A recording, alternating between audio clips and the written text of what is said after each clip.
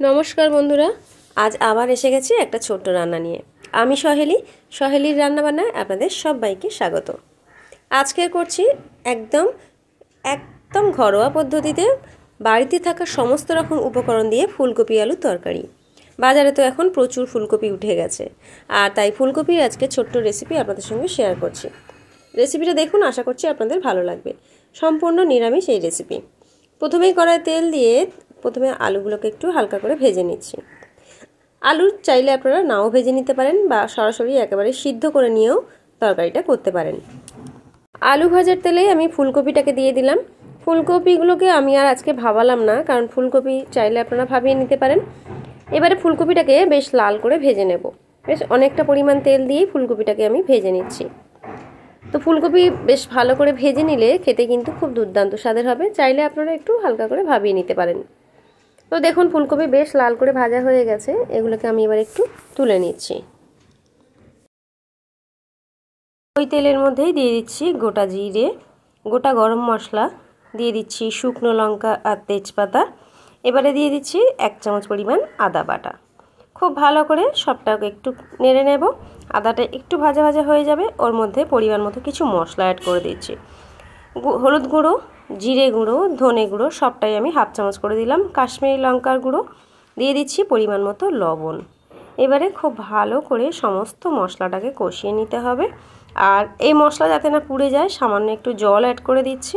আর এর মধ্যে দিয়ে দিচ্ছি কেটে রাখা টমেটো আর কাঁচা লঙ্কা। চাইলে আপনারা টমেটোটাকে পেস্ট করে দিতে পারেন।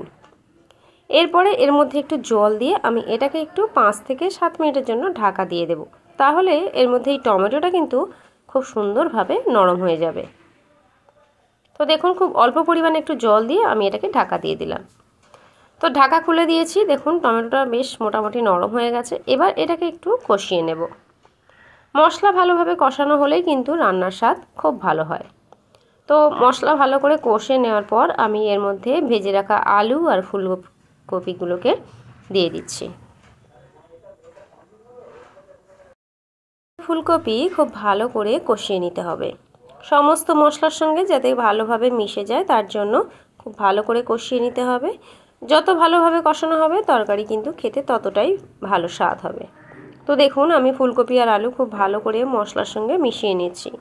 এবারে কষানো হয়ে গেলে এর মধ্যে পরিমাণ মতো জল দিয়ে দেব। এটা কিন্তু আপনারা ভাত, রুটি, লুচি, পরোটা যে কোনো কিছুর সঙ্গেই খেতে পারবেন। আর এখন যেহেতু নতুন ফুলকপি উঠছে, খেতে তো তার স্বাদ অসাধারণ হয়। যেভাবেই রান্না করা হোক না কেন, খেতে ভীষণ ভালো লাগবে। আর এর মধ্যে আমি একটা মশলা অ্যাড করছি, আলুর দম মশলা। কুকমির আলুর দম মশলাটা অ্যাড করছি। এটা কিন্তু খেতে দুর্দান্ত হয়, আমার ভীষণ ভালো লাগে। তো আমি এটা একটু অ্যাড করে দিলাম। এটা চাইলে আপনারা দিতে পারেন, নাও দিতে পারেন। তো এবার একটু ভালো করে নাড়াচাড়া করে নিলাম। নিয়ে এর মধ্যে জল দিয়ে দিচ্ছি। জল দিয়ে 5 থেকে 7 মিনিট এটাকে একটু ঢাকা দিয়ে দেব। আলু ফুলকপি যেটুকু সিদ্ধ হওয়া বাকি থাকবে সেটুকু সিদ্ধ হয়ে যাবে। ঢাকাটা খুলে দিয়েছি। দেখুন, বেশ এখনও কিন্তু অনেকটাও জল আছে। তো এতটা জল আমি রাখবো না, মানে ঝোল ঝোল এতটা রাখবো না, আর একটু ঘন করে নেব। এখন যেহেতু নতুন উঠছে, তো যে কোনো কিছুর সঙ্গেই খেতে ভালো লাগবে।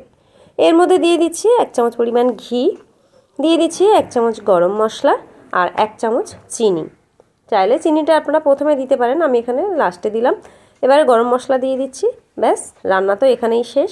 ভালো করে নাড়াচাড়া করে নিয়ে আরও 5 মিনিট একটু ঢাকা দিয়ে রেখে দেব।